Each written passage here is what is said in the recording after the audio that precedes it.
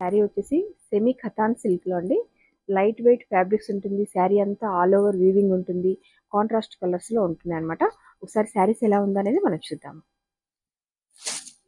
శారీ చూడండి, మంచి లైట్ మెంతి గ్రీన్ కలర్ టైప్ లో ఉంటుంది.